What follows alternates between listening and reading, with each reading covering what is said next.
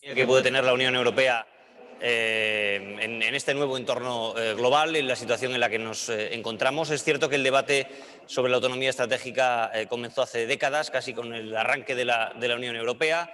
Sigue siendo una especie de nebulosa, aunque se han empezado a dar algunos pasos. De todo ello queremos hablar con el señor Gustav Lindström, que ya nos escucha, es el director del Instituto de Estudios de Seguridad de la Unión Europea. Señor Lindström, gracias por estar con nosotros esta mañana. Muchas gracias, señor Franganillo. Y no sé si es mejor hablar en español o en inglés, pero si es posible lo puedo intentar hacer en español, aunque mis notas y toda la preparación está en inglés, como preferáis, ¿eh? Como usted prefiera, porque va a haber traducción simultánea y la audiencia le va a poder seguir también, aquel que no domine el inglés. O sea que, como usted se sienta más cómodo y pueda ser más preciso, adelante de la manera en la que usted prefiera. Estamos hablando, esta mañana acabamos de hablar con el exsecretario general de la OTAN, con Javier Solana, acerca de esa posición europea en este entorno, las debilidades, las carencias, los frentes que se abren más allá del militar, todos esos desafíos tecnológicos, desafíos económicos en un mundo muy interconectado, donde esta pandemia reciente nos ha dejado claro la importancia de las cadenas de suministro, del acceso a materias primas y a determinados elementos que han resultado ser cruciales también en estos últimos meses, ¿no? Esa autonomía estratégica es un concepto todavía bastante difuso y por elaborar y por materializar en una unión como la europea, tan compleja, con intereses tan diferentes, donde los intereses estratégicos de los países bálticos o de los países del este de Europa son muy diferentes a los que podemos tener en el sur. No es la misma percepción de una posible amenaza rusa o de la implicación de la inmigración, por ejemplo, desde el norte de África hacia el sur de Europa, ¿no? ¿Cómo se puede articular un mismo enfoque estratégico, un enfoque común con todos esos actores tan diversos, con intereses, con una historia tan diferente y con una posición geográfica también tan distinta? Bueno, gracias de nuevo a los organizadores por esta oportunidad y también ahora por poder seguir a la intervención del doctor Javier Solana, que como siempre muy interesante poder oír sus ideas y reflexiones. Bueno, esta cuestión de la estrategia, el compás estratégico de la Unión Europea ahora creo es la clave para poder tener un poco más de coherencia a nivel europeo al respecto de las amenazas, pero más importante para ver también si tenemos las posibilidades de encontrar proyectos comunes para avanzar. Y aquí yo creo que es importante recordar las iniciativas que ya están con nosotros un par de años, como la CARD, que es la Coordinated Annual Review on Defense, el PESCO, Permanent Structured Cooperation, y también el EDF, the European Defence Fund.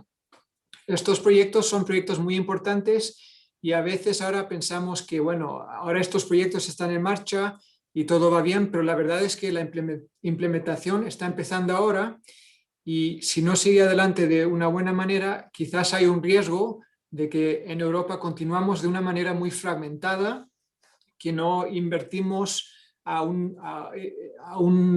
una manera muy eficaz, y eso creo yo que sería algo que sería muy problemático para poder tener una visión no solo estratégica, pero también podemos meter los recursos de una manera más eficaz. Concepto de autonomía estratégica que de alguna manera no está demasiado definido. ¿A qué debería aspirar la Unión Europea en cuanto a esa autonomía estratégica si nos fijamos solo, por ejemplo, en el componente militar? Dentro del continente hay un gran actor en ese sentido, que es Rusia, que con una potencia militar muy superior a la de todos los países del este de Europa.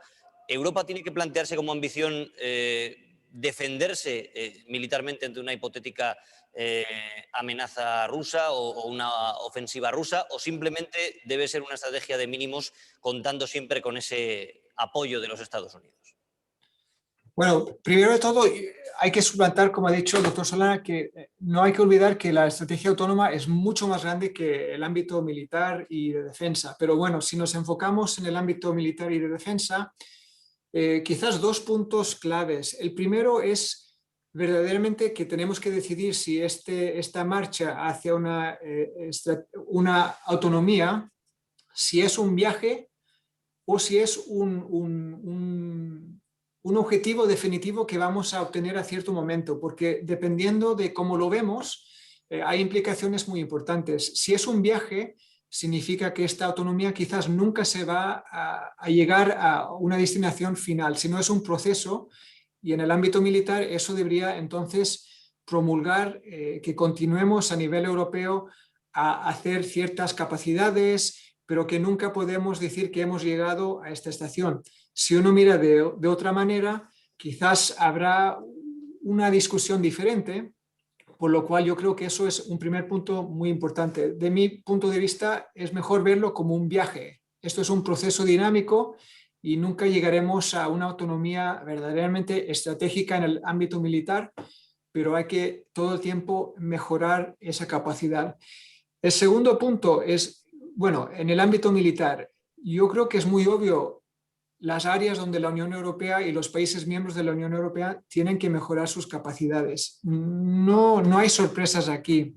Son cosas muy tradicionales desde el movimiento estratégico bueno, las capacidades militares, es el air-to-air refueling, es capacidades médicas y cosas así. Eso creo yo que ya lo sabemos. Lo que quizás es algo que nos falta en el ámbito militar es verdaderamente en la área de algunas capacidades muy específicas y que ahora están en desarrollo en algunas partes del mundo, pero donde Europa no está quizás lo más avanzado. Y voy a dar un par de ejemplos. Yo creo que tenemos que seguir más cercanamente los desarrollos con respecto a los misiles hipersónicos, que aquí la verdad no hay mucho progreso a nivel europeo, y si hablamos de una capacidad importante e independiente, debemos hacer un poco más de trabajo en esta área. Actualmente solo Francia, con su proyecto muy nuevo que se llama VMAX, un vehículo de maniobra experimental, es el único país europeo que está mirando a estos tipos de misiles.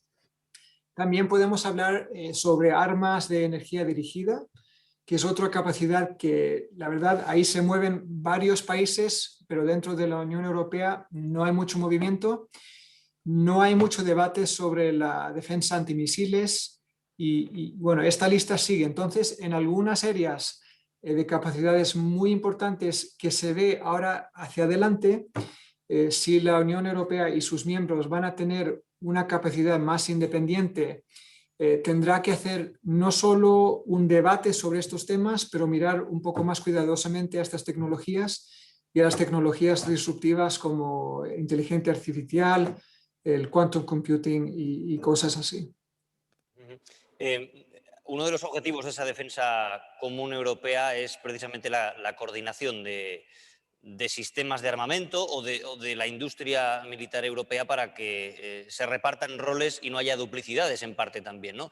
¿Se están dando pasos ya en ese sentido? ¿Empieza a ser una realidad o es todavía un proyecto pues bueno, que todavía no se ha puesto en marcha? Bueno, esto es un proyecto que ya está en marcha desde un par de años, pero la verdad es que los resultados aún no están allí, porque yo creo que la gran referencia aquí es el Coordinated Annual Review on Defense, que se llama CARD en inglés, que es una posibilidad de comparar entre los países un poco las doctrinas, los proyectos que vienen más adelante, y la verdad como que ha empezado solo hace un par de años. Hasta el momento solo ha habido un trial run, y además ha habido ahora un reportaje sobre el CARD. Y ahí se ve que una de las grandes conclusiones de este reportaje es que aún hay deficiencias a nivel europeo. Hay grandes deficiencias al hablar de inversiones en investigación y tecnología. Aquí la Unión Europea no está haciendo muy bien. Voy a dar un ejemplo. Aunque el nivel de gasto en I+T aumentó un 13% en 2019 comparado a 2018, estos gastos son aún 380 millones de euros por debajo de los niveles de 2007. Por lo cual, ahí este reportaje ha visto que no estamos haciendo muy bien mirando a nivel histórico, y que esto ahora es algo que pone en peligro los esfuerzos hacia la autonomía estratégica de la Unión Europea. De otra parte, ahora se ve que hay algo positivo, es que este informe CARD también ha identificado múltiples oportunidades de colaboración en 55 campos de todo el espectro de capacidades, y esto ahora es una oportunidad para los países miembros de la Unión Europea de ver verdaderamente dónde pueden colaborar más estrechamente, por lo cual diría yo que el vaso está medio lleno, pero ojalá vamos hacia llenarlo un poco más durante los próximos años. Estamos hablando en este seminario sobre el estado de salud de la OTAN, la posición americana con la nueva administración Biden, un posible retorno al liderazgo de Washington.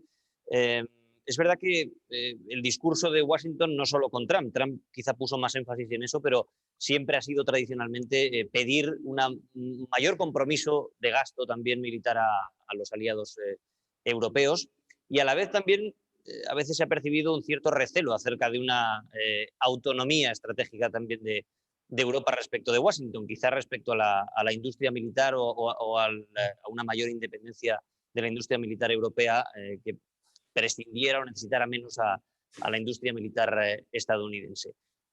¿Cómo cree que está ese debate? ¿Los americanos ven ahora con mejores ojos una mayor autonomía estratégica estadounidense o ese enfoque todavía no está ahí?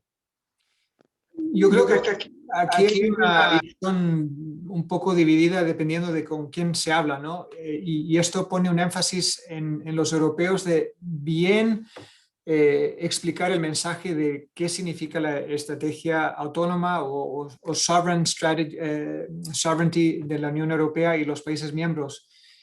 La verdad es que antes de Trump, con Trump, después de Trump, siempre va a haber cuestiones de qué significa esta autonomía estratégica. ¿Va a haber más duplicación o no?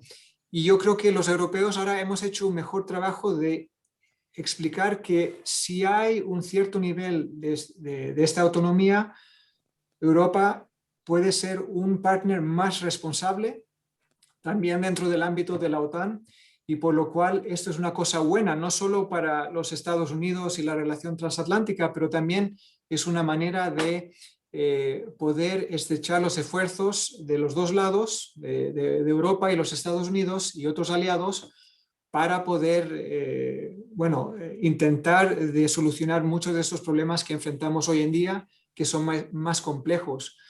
Pero al mismo tiempo hay muchos que no quieren ver esta autonomía de esa manera y lo van a continuar de ver como una manera de duplicar, que es algo que es costoso y que además va a complicar las relaciones entre la OTAN y la Unión Europea. Por lo cual, yo creo del lado europeo es muy importante dar señales muy consistentes, muy claras, que esta autonomía, si va a pasar o está pasando, es un proceso, y ese proceso va a ayudar a crear una Europa más responsable y más capaz de aportar asistencia para confrontar a los riesgos que enfrentamos hoy todos juntos. Decía usted, señor Lindström, que la autonomía estratégica no debe entenderse solo como una cuestión militar o de seguridad en términos tradicionales, sino que hay muchos otros componentes, ¿no? Estamos viendo, pues bueno, la importancia también, lo decíamos antes con la pandemia, de una cierta autonomía industrial también y para adquirir materiales determinados en tiempos de crisis. Hablaba el señor Solana también de la importancia de los chips en la economía mundial, que está causando estragos en muchas industrias actualmente. ¿Cuáles serían ahora mismo, desde el punto de vista de los estudios de seguridad, las necesidades o las preocupaciones principales estratégicas para Europa? Bueno, una de las principales cuestiones es obviamente la relación entre los países europeos y potencias como China y Rusia. Y ahí hemos visto que hay, bueno, además con Estados Unidos, obviamente, pero hemos visto que en los últimos meses hay muchas visiones diferentes en cómo avanzar las relaciones en este mundo más geopolítico. Y obviamente una clave va a ser cómo vamos a tener esta relación con Rusia y con China. Eso es una de las preguntas claves. A un nivel más bajo, obviamente ahora con el proceso de esta burbuja estratégica, va a ser muy importante que este proceso continúe de una manera muy positiva para ver que podemos finalizar el proceso en marzo del 2022 durante la presidencia francesa de la Unión Europea, para poder dar un guía más a nivel estratégico para la Unión Europea en materias de defensa, seguridad, político-militares, algo muy importante también. Y obviamente cuando hablamos de la autonomía estratégica, vemos que hay algunas áreas donde tenemos que reforzar nuestro trabajo a nivel europeo. Y para dar dos ejemplos ahí, en el ámbito del espacio, tenemos que verdaderamente dar un paso más adelante, porque hoy en día las infraestructuras en el espacio son muy importantes y también vulnerables, por lo cual si vamos a tener una autonomía en la Tierra, tenemos que tener la autonomía en el espacio y también en el ámbito ciberdigital. Y esto, bueno, se ha discutido yo creo bastante durante las sesiones anteriores, pero es un área también muy importante. Y no tenemos que olvidar tampoco, como ha dicho el doctor Solana, que esta autonomidad también va a los otros ámbitos, clima, el ámbito financiero, económico, y aquí creo personalmente que el rol internacional del euro es también otra área muy importante para investigar cómo podemos reforzar el uso del euro para transacciones energéticas, pero también asegurar que hay un rol muy fuerte para el euro. En los últimos años hemos visto cómo la Unión Europea de alguna manera da pasos también firmes para proteger sus capacidades tecnológicas en el sector privado también, frente a adquisiciones extranjeras, por ejemplo, de China. ¿Está Europa adquiriendo ya una conciencia de la importancia de esos sectores que van a ser clave, ya lo son actualmente, pero que van a ser clave en las próximas décadas, no solo en el entorno económico, sino también para la propia seguridad y para la posición del continente en el mundo? Yo creo que sí, ha habido mucho cambio en los últimos años, una conciencia que, bueno, muchas de estas tecnologías que ahora vemos tienen un uso dual y por lo cual hay que tener un poco más de cuidado. Esto lo hemos visto, ahora hay mecanismos, pero son mecanismos, ¿cómo se diría? Son no forzados, o sea, si uno quiere usarlo, se puede usar para tener posibilidades de ver si un cierto investment de parte de un país fuera de la Unión Europea, si esto debería aprobarse o no. Entonces hay un mecanismo para ver si esto es algo que se debería aceptar o no. También hemos visto que a nivel europeo hay mejor conciencia de, bueno, los rare earth minerals. Entonces esto quiere decir estos minerales estratégicos que también hay que saber si hay que tener una cierta capacidad autónoma dentro de los países de la Unión Europea.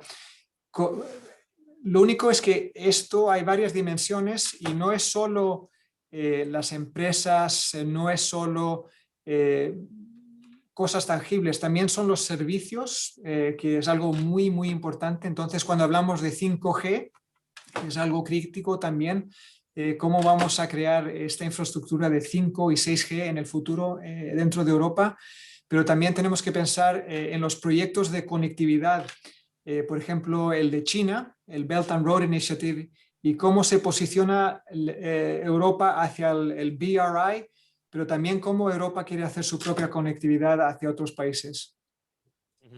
Usted mencionaba, por ejemplo, el 5G, ¿no? que ha sido un debate en muchos países acerca de en qué tecnología confiar, ¿no? Si se podía llegar a acuerdos con los grandes gigantes tecnológicos chinos, si era más conveniente por temas de seguridad inclinarse hacia servidores europeos o estadounidenses. Como este ejemplo hay muchos otros dentro de la Unión Europea, no solo respecto a China, ¿no? sino también respecto a Rusia. Vemos la situación de Alemania con los gasoductos que llegan desde Rusia. Eso hace muy difícil a primera vista que pueda haber un mismo enfoque entre diferentes naciones. Esa alianza, digamos, energética entre Alemania y Rusia causa mucho resquemor en Washington, por supuesto, pero también a veces en Francia. son piezas demasiado diferentes, a veces que hacen pensar que sea muy difícil articular una misma posición frente a una amenaza en el futuro. Sí, estoy completamente de acuerdo y es por eso que es tan importante de tener alguna manera de tener un reenfoque en la relación con países como Rusia y China, porque si no, estos países son muy hábiles y tendrán siempre las capacidades de dividir a los países europeos. Y has mencionado el ejemplo de energía con el Nord Stream 2, que es un tema que divide dentro de Europa. Otro ha sido el 5G, donde ha sido muy difícil avanzar de una manera de que no se castigue quizás a un país en particular o a algunas compañías en particular, y que algunos países europeos han querido ser muy claros que eso no se debía hacer, y por lo cual hasta que haya una manera de calibrar las necesidades energéticas, económicas y de seguridad, esto va a continuar desafortunadamente. Otro componente que hemos mencionado ya es esa importancia de la vanguardia tecnológica respecto a otras potencias para ver en qué lugar nos encontramos y cómo podemos competir y cómo podemos defendernos también. En las últimas semanas se ha publicado una noticia de que se iba a poner en marcha, por ejemplo, en Alemania una supercomputadora cuántica, ¿no? Es una de las llamadas tecnologías que pueden ser tecnologías disruptivas, que pueden cambiar el futuro y que seguramente van a marcar también el impulso económico de los países y también la seguridad. Si tuviera que hacer una visión global de Europa, ¿cómo se encuentra en cuanto a estas tecnologías disruptivas respecto a Estados Unidos y China? ¿En qué punto estaríamos? ¿Qué carencias tenemos? ¿Qué fortalezas tenemos en este momento? Sí. En un sinopsis muy corto, diría que en Europa tenemos muchas capacidades específicas en estas áreas tecnológicas. O sea, tenemos key competencies. La falta nuestra quizás a nivel europeo es que tenemos más dificultades a hacer el scale up, o sea, llevar una tecnología o un nuevo sistema a comercialización o llevarlo a un nivel más expansivo. Cuando miramos a las compañías que se llaman unicorns, o sea, compañías de más de un billón de dólares, no hay compañías europeas ahí, son todas americanas, hay compañías chinas. Hay que mirar hacia abajo después de 10 para ver quizás algunas compañías europeas. Por lo cual aquí si miramos a la inteligencia artificial, al quantum computing, a 3D printing, miramos a nanotechnology, hay muchas capacidades en diferentes países, pero tenemos dificultades a llevarlo a algo más práctico, a una escala comercial. Entonces, ahí hay un área para nosotros para mejorar y es muy importante que mejoremos en estas áreas, porque si no, creo que la contribución europea va a ser más en el ámbito regulatorio, donde intentamos quizás tener un poco de un rol en las reglas de gobernanza de la inteligencia artificial o cómo se usan estas tecnologías, la privacidad, pero no vamos a tener la posibilidad de tener las tecnologías mismas. Quería preguntarle también, estamos hablando en este foro de esa relación entre Estados Unidos y Europa dentro de la OTAN, dentro de la alianza, y quería preguntarle un poco por la mentalidad a nivel de opinión pública también, ¿no? Que no deja de ser importante. Esa exigencia desde hace décadas de Estados Unidos de aumentar ese gasto en defensa, mientras que Europa, pues quizá por ese paraguas americano en las últimas décadas, ha relajado, no ha visto esa urgencia por defenderse a sí misma. Eso no sé si ha calado también en la opinión pública. En muchos países es muy impopular, por ejemplo, las políticas de defensa o un mayor gasto en defensa. ¿Usted lo percibe? ¿Hay diferencias también dentro de la Unión Europea? Imagino que en el este, pues por su historia con la Unión Soviética, hay una conciencia diferente, pero hay un cierto adormecimiento de la opinión pública en Europa respecto a las necesidades de defensa frente a una amenaza. Sí, yo creo que sí, y además ahora con COVID-19 muy obviamente se ha visto que en muchas partes no hay los presupuestos para poder hacer todas las cosas, y quizás uno de los presupuestos que va a sufrir va a ser los presupuestos de defensa.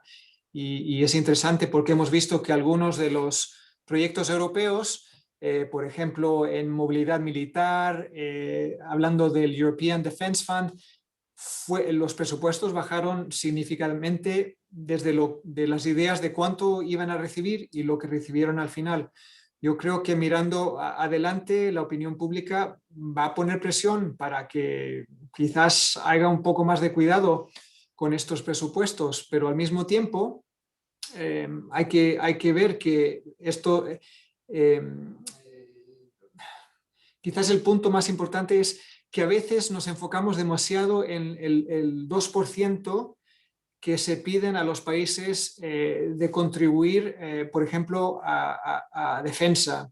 Esto es algo que ocurre más esta discusión dentro de la OTAN y ahora hay un Defense Investment Pledge para el 2024 de que los países deben llegar a 2%. Yo diría que algo importante es pensar un poco más grande que 2%, porque la verdad es que se puede contribuir a seguridad y defensa no solo con un presupuesto para defensa, sino que Europa hace mucho para mejorar la seguridad. Por ejemplo, cuando hubo la crisis migratoria, ahí hubieron muchos costes, hubieron muchas iniciativas que tomó Europa para mejorar la situación, que la verdad no se pueden transferir en coste militar. Lo mismo ahora si estamos tomando iniciativas para combatir los efectos climáticos. Entonces, al mismo tiempo, no hay que enfocarse demasiado en las cifras siempre. Eso quizás sería mi punto principal. Lindström, quiero abrir ya el turno de preguntas para quien quiera plantearle cuestiones. Antes de esas primeras preguntas, quería plantearle un asunto que ya hablamos con el señor Javier Solana, acerca de la posición en la que ocupa la Unión Europea dentro de esa gran confrontación de nuestro tiempo entre Estados Unidos y China. Las proyecciones indican que la capacidad económica de la Unión Europea, el porcentaje que representa en el mundo, va a ir disminuyendo frente al auge chino. ¿Cómo ve dentro de 5 o 10 años esa voz de Europa entre estos gigantes políticos y militares? Bueno, la única manera de que Europa va a tener una voz es de hablar con una voz lo más posible, porque si tenemos reflejos más nacionales que siempre van a ocurrir, vamos a ver que con el paso del tiempo, cuando Europa tiene una población que va disminuyendo, que también va envejeciendo, que vemos quizás que las otras potencias, su PIB va subiendo un poco más en relación al de la Europa. La única manera de tener esa voz fuerte va a ser siendo una voz europea. Entonces, eso va a ser algo crítico para la Unión Europea y los países miembros hacia adelante. Muchas gracias, señor Wilson. Le van a plantear la primera pregunta entre el público que nos sigue aquí en la sala. Después también a través de Zoom seguramente que podremos incorporar algunas cuestiones. Adelante. Buenos días, señor Lindström. Mi nombre es Joel Díaz, soy jurista y analista en relaciones internacionales. La pregunta va un poco en la temática de su presentación acerca de la autonomía estratégica. Llevamos hablando esta mañana mucho sobre ello.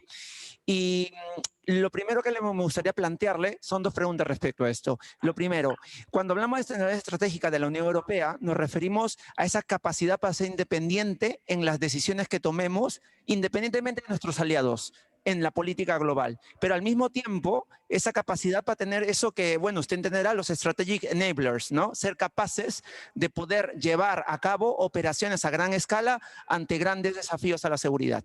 Eso es lo que la Unión Europea hoy no tiene. Entonces, la primera pregunta, ¿usted cree que esto es, digamos, posible en un corto o medio plazo llegar a adquirir ese tipo de capacidades?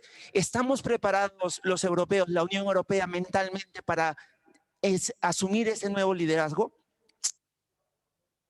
Si me permite, es cómo ve esa Unión Europea si llegaremos a tener esa política de defensa que tanto hablamos, esa política, esa CSDP, cuando tiene tantas limitaciones ya de entrada en el mismo artículo 42, y si realmente es una política común o más una política de coordinación de políticas de defensa de todos los estados. Muchas gracias.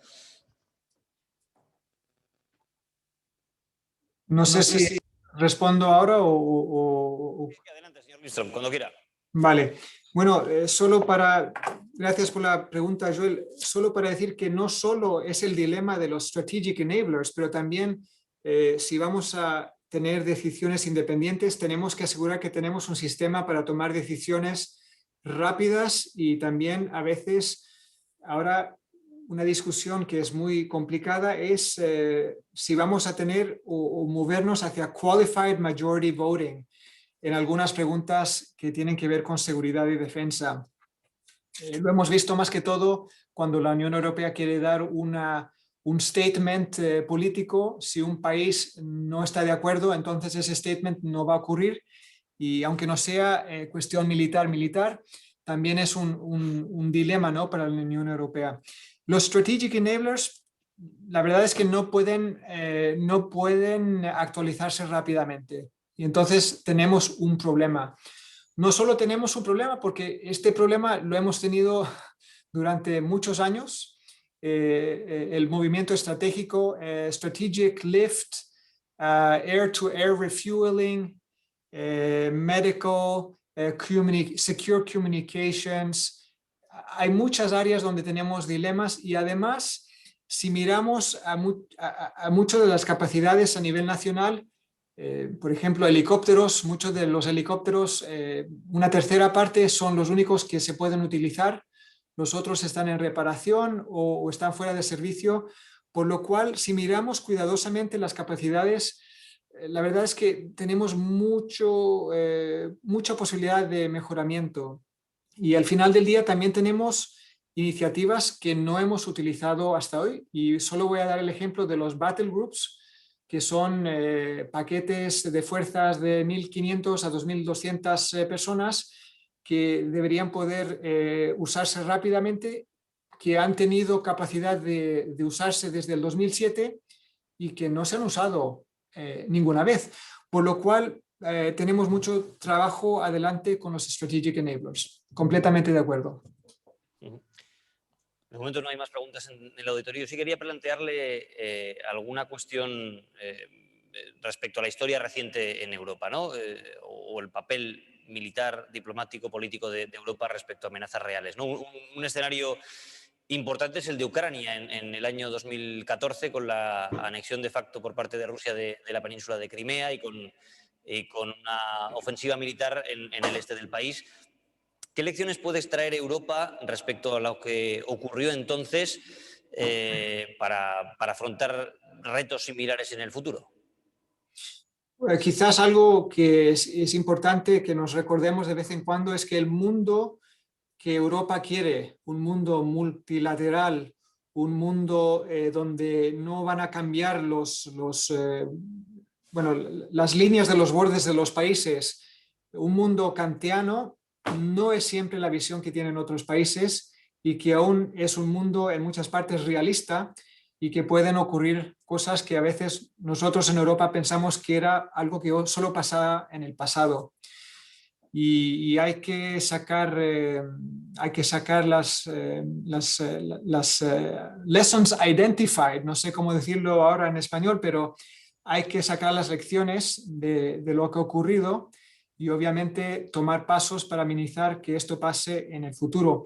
Pero la verdad, al final del día, para Europa es tener un buen balance entre las capacidades soft y las capacidades de hard power. Y aquí creo que Europa aún tenemos una gran ventaja cuando se habla de soft power, pero nos falta bastante cuando hablamos de hard power, porque si no, creo que pueden pasar de nuevo en el futuro situaciones similares y bueno, esperemos que entonces estemos más preparados y podamos tener capacidades para impedir que ocurran cosas similares en el futuro. Estamos viendo recientemente las consecuencias de ese viaje de Joe Biden a Europa, donde se ha servido un poco, y esa es la intención también de Washington, de reflotar las relaciones con los aliados. Pero no sé si desde Europa se está siendo quizá demasiado optimista, pensando que las cosas van a volver a ser como antes, cuando el mundo ya ha cambiado, cuando Washington tiene otras prioridades y otras preocupaciones, sobre todo en torno a China, a Taiwán, a muchas zonas del mundo muy alejadas de nosotros. Tenemos que asumir que vamos a pasar definitivamente a un segundo plano dentro de la escala de intereses de Estados Unidos y seguir en esa dinámica de tratar de defendernos a nosotros mismos dentro de la OTAN, o tiene usted otra opinión? Bueno, ahora hay un buen momento para las relaciones transatlánticas, hay un muy buen momento para relaciones OTAN-Unión Europea. Justamente ahora hubo el Sixth Progress Report mirando avances en estas 74 áreas.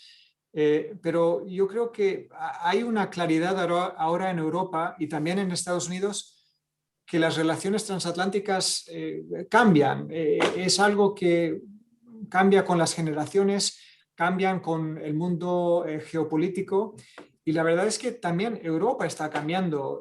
Aquí nosotros también estamos mirando mucho hacia Asia, estamos hablando ahora de estrategias indo-pacíficas, tenemos estrategias de conectividad con países como India, estamos intentando tener una diferente relación con Rusia, por lo cual no es solo que la relación Estados Unidos, Unión Europea, países europeos está evolucionando. También nosotros dentro de Europa estamos mirando al mundo de una diferente manera, y esto también tiene implicaciones para las relaciones transatlánticas.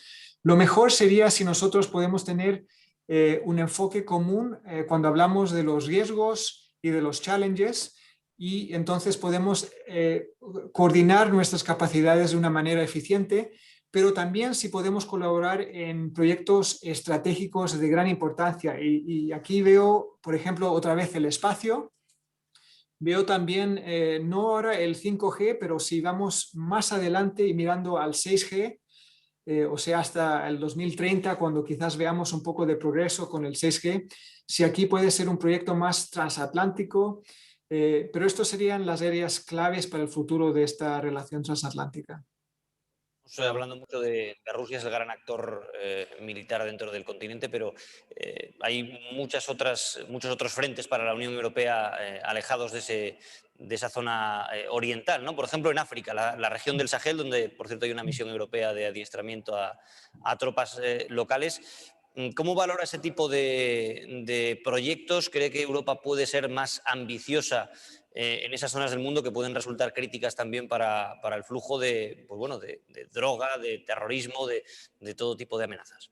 Sí, sí, sí, no, Europa no puede solo tener un enfoque a una parte del mundo, y la verdad es que no lo tiene. Tiene estrategias hacia diferentes partes, relaciones con África subsahariana, con países individuales muy importantes, y hemos visto obviamente un gran esfuerzo en el Horn of Africa y también en el Sahel. Ahora con la presidencia portuguesa ha habido, como siempre, un enfoque también muy importante en temas relaciones con África, y hemos visto que esto no es algo nuevo, esto es algo que sigue ahora desde varios años, y hemos visto la importancia de fuertes relaciones entre la Unión Europea y los países miembros con los países de África y también con la Unión Africana. Entonces, hay mucho progreso en varias áreas, no tenemos el tiempo de hablar de ello ahora, pero la verdad es que esto es un área en progreso, y diferentes presidencias ponen el enfoque en esta relación. Nosotros en el instituto sacamos hace poco un estudio sobre African Futures, donde identificamos las posibilidades que tenemos mirando hacia adelante, ahora cuando África tiene quizás un movimiento hacia un Free Trade Agreement dentro del continente, y las posibilidades que esto abre para los países europeos también. Señor Lindström, muchísimas gracias por estar con nosotros hoy, por ese español perfecto también. Se lo agradezco, no ha tenido que recurrir después al inglés, así que ha sido muy claro y ha dado una visión muy global de las necesidades, de las amenazas, de la diferente naturaleza también y de la complejidad del enfoque estratégico que requiere Europa. Gracias de verdad por estar con nosotros hoy. Muchas gracias, Carlos. Un placer estar con vosotros, y espero que todo siga bien ahora cuando estáis casi acabando la importante conferencia. Muchas gracias de mi parte. Un saludo. Bueno, muchas gracias. Con esto terminamos la 8ª sesión. Yo creo que ha sido una visión bastante amplia de los retos que afronta Europa en un mundo complejo, en un mundo cada vez más multipolar y con más frentes abiertos. Así que gracias por acompañarnos en esta 8ª sesión.